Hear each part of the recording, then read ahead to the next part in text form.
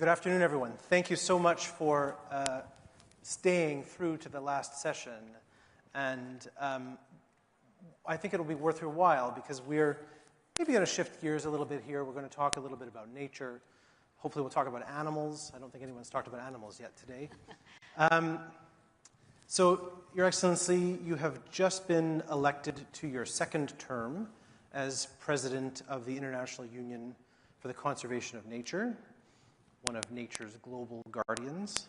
Previously, you served as head of Abu Dhabi's Environment Agency. You served as the UN Climate Change High-Level Champion for COP28, which was held in Dubai in 2023. And you're from here. You're from Abu Dhabi, which, as we know, is one of the world's top 10 producers of oil. So I've got to ask you, is this hostile territory for an environmentalist? Thank you, Andrew. Wonderful to be here. I don't think it is, but it's not. It's not. And kind of let's put things into context.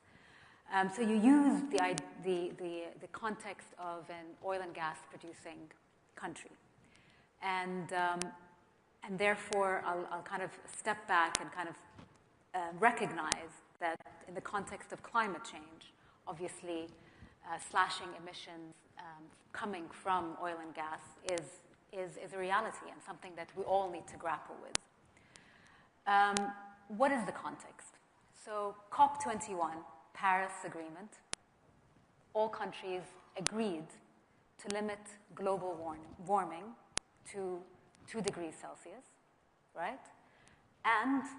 But the aim is to maintain a 1.5 degree Celsius threshold. Then in the UAE, not so hostile environment, because with COP28 and the UAE Consensus, we agreed on the how. And how do we do that? The global stocktake looked at very concrete examples and ways to do so. So, triple renewable energy, double down on energy efficiency, eliminate methane. Those are topics that a country that knows the subject very deeply and very intimately can actually concretely advocate for and has the credibility to advocate for. But one other area that I think is extremely important is that COP28 didn't just stop with those solutions. It recognized that nature is one of the most important allies to address and to combat climate change. So within the global stocktake that is part of the UAE and COP28 consensus was that nature can provide up to 30% of our mitigation requirements by 2030. And again, let's put this into context. What we need to do globally is cut emissions by 43% in the next 5 years. And so the UAE Consensus demonstrated how that could be done, and for the first time, put nature as an important solution to addressing climate change. And as we now move to COP30 will need to demonstrate how this implementation will actually take shape. I'm glad you brought up the UAE consensus of COP28, because that's what I wanted to ask you about next. You know, the UAE consensus, which sort of forefronts nature as part of the solution and, you know, called for this shift away from fossil fuels, it did stir up some serious pushback in the Gulf. Surely you've had some pretty tough conversations with those from the fossil fuel sector. So behind the scenes, what did you say to convince folks from that sector that this shift could actually work in their favor? So really, from a UAE perspective, it was very much part of the narrative. The idea that we have to transition away from a fossil fuel-based economy has always been part and parcel of that narrative. And so COP28 perhaps confirmed that narrative and that commitment. Also, what was very interesting about that point in time is that it also was an opportunity for a new generation of youth that want to be part of a workforce that was excited about an opportunity to transition away from fossil fuels and an opportunity to look at new industries and new innovation. So I think it was very much embraced as a mean to diversify our economy, but also to excite the new generations that will be part and parcel of our workforce moving forward. Okay, so if protecting nature is good for business, which I think is, a distillation of the argument that you're trying to make, why hasn't business stepped up? If there's still such a huge gap between the funding we need to preserve nature and what investors and businesses are willing to fund. So very, very good question. And I kind of draw back a little bit from my journey and my own engagement with the private sector. So having worked in the field of nature conservation over the past, more than 2 decades, the modality of working with the private sector has changed. So it started off as nature and contributing to nature conservation as a nice thing to have, sort of like part of your corporate social responsibility. But then with dwindling resources, it became very apparent that actually natural resources and healthy ecosystem underpin the global economy. In fact, half of the world's GDP, according to the World Economic Forum, is dependent directly on nature. That's around $44 trillion. And what's happening now with the private sector is this understanding that nature is no longer a nice thing to have, but actually underpins my own business, and the resilience of my business is something that I see in a trajectory that is changing. And this recognition that today nature risk and dwindling natural resources has become material to business. It is impacting supply chains, it is impacting productivity, and is inherently presenting significant risk to businesses. So today, businesses' engagement on the nature portfolio has become fundamental to the business itself. And this awakening or this recognition is something that I see as really fundamental to also bridging the nature conservation finance gap. As you know, it stands to be around $700 billion annually that we are missing. And how do we get there? So, yeah, of course, there's going to be some government support and government grants, but it's never going to be near enough. But then if you compare it to what actual nature provides to the global economy, and I mentioned a conservative estimate, so that's $44 trillion, of course that pales in comparison. But then if you compare it to, for example, global development aid, $200 billion, you recognize that there is a significant gap. So how do you meet that gap? $700 billion is the amount that is needed that nature needs every year. Yes, but it provides $44 trillion in GDP, global GDP. But the gap still exists. The gap still exists. So how do we bridge that gap? And the answer is by looking on one way is now how businesses are able to, once that recognition that their business is underpinned by ecosystems that actually work. What do I mean by that? Almost every business, directly or indirectly, is dependent on nature. And the reason why I repeat that is because, this fact, sometimes it takes a little bit to sink in. But where does water come from? Where do pollinators come from? If you're in a food ag business, healthy soils, and raw materials, all of that come from nature. So without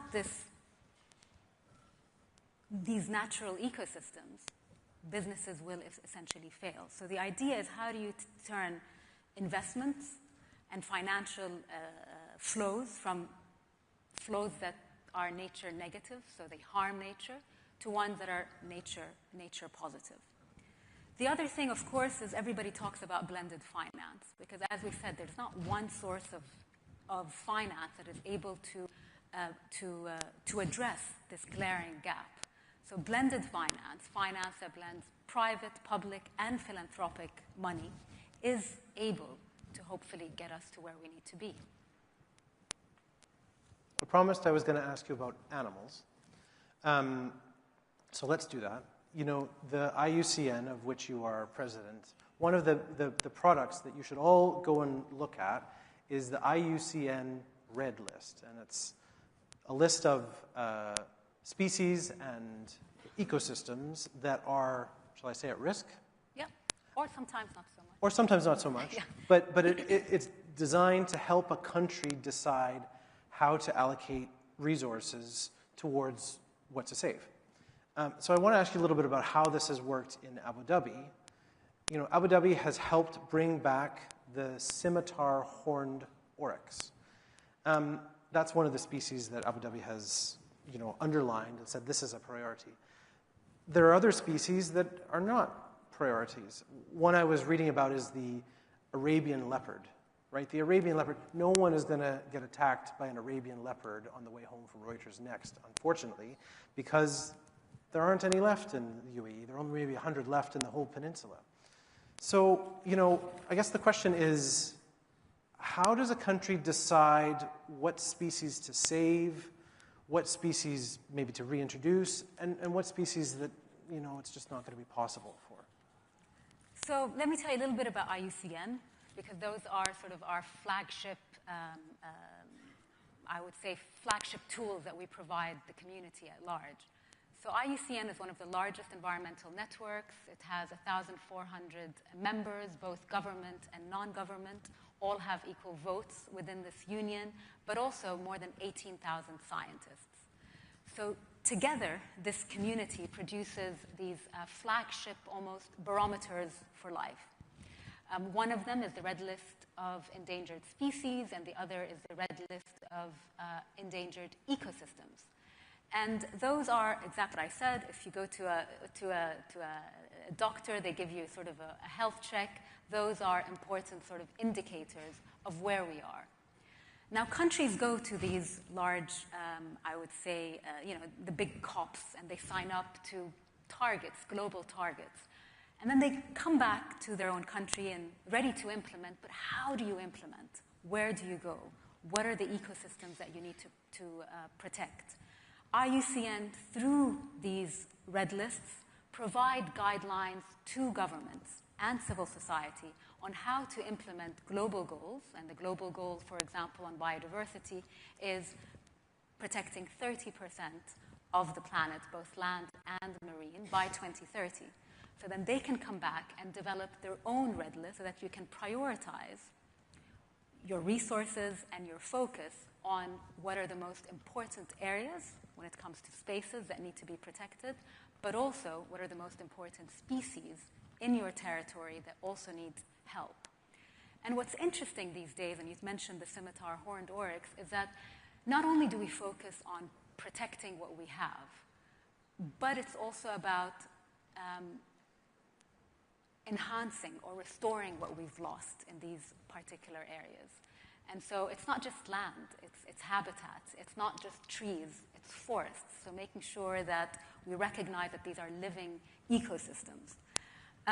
You mentioned the scimitar horned oryx. That was a really interesting example where the UAE helped bring back the scimitar horned oryx, which was extinct in the wild, according to IUCN's Red List of Threatened Species, and brought it back from the brinks of extinction to one that is endangered. And how this was done is a story of grit, but it's also a story of, I think, hope and vision. We had a we had some captive scimitar horned oryx that were part of a private collection here in the UAE. We recognized that in Chad, those animals were extinct. We collaborated, another really important part of nature conservation. We need to collaborate with zoos from across the world to breed a healthy population, and then we brought them back to the brink, back to nature in one of the, a significantly large protected area in Chad. So what, there are species that really just can't be brought back as well. Of course. Once a species is lost, many times it's lost. And that's why we use this list to make sure that we are able to address species lost before they are lost. And conservation actually works. Working together through protected areas, doing research, working with local communities, indigenous communities.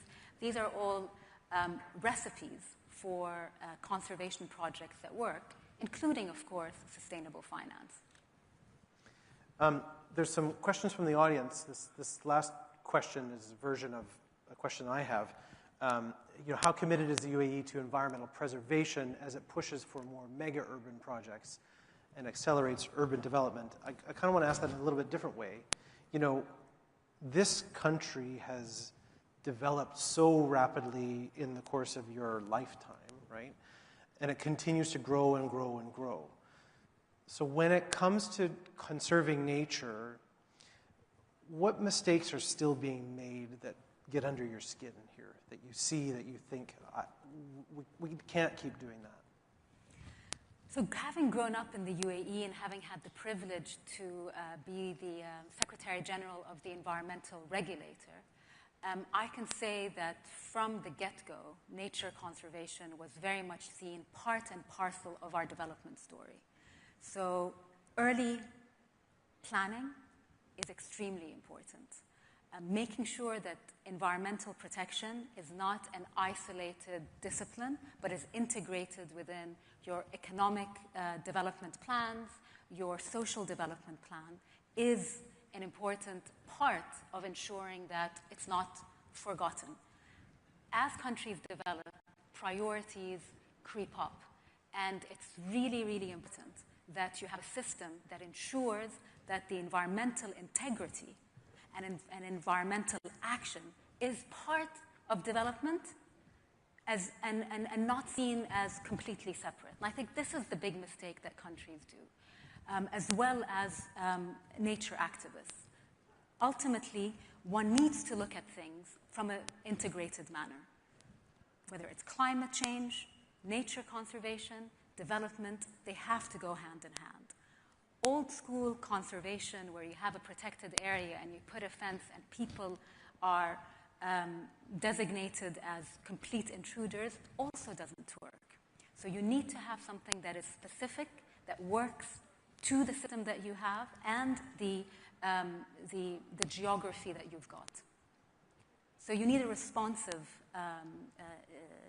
protected area and nature conservation program. And sometimes I think you're saying maybe that hasn't worked as well as it should here, those priorities, as those priorities shift?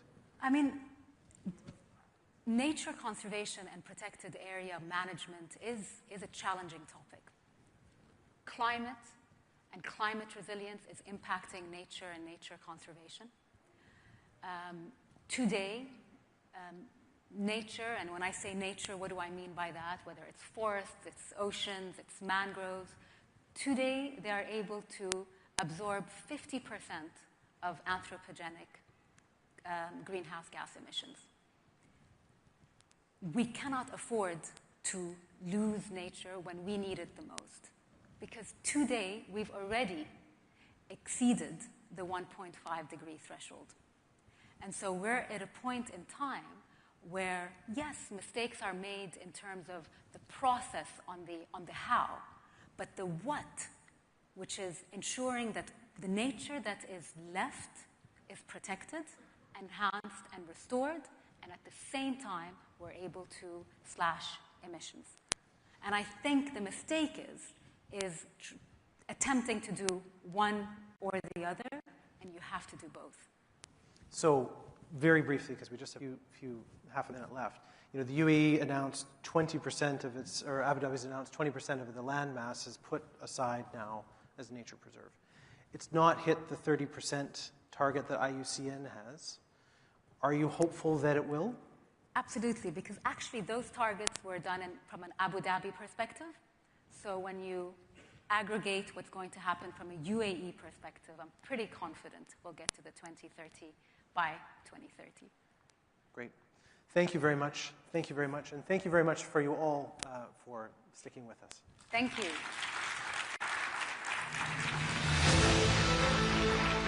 Thank you very much, Andrew. Thank you, Your Excellency. You know, we started the day with war and a fragile ceasefire. I'm thrilled we have closed with nature, with conservation and protecting the planet that we all share. That is it. That is our program for this first Reuters Next Gulf. I realize you've been talked at, you've been patient listeners since 9 o'clock this morning, so I will keep this very brief. It's been a day of rich conversation. I started out by saying that in putting together a program like this one, the difficulty we face is not finding things to talk about, but deciding what to focus on and prioritize. I do hope you feel we have made the right choices today. Do let us know. It will inform how we do this next time round. I do like to think we found a healthy mix of geopolitics, of finance, of technology, AI, and sustainability in this context of tremendous change. Many of us focus, of course, on the unpredictability, the fragility, the chaos, the tragedy, and are in many ways right to. But there is also much excitement, much dynamism, and much hope. And I hope that we got that balance right for you as well. That was Reuters Next Gulf. It's been a pleasure having you join us here in Abu Dhabi. Safe travels home, and we look forward to seeing you next year. Thank you very much indeed.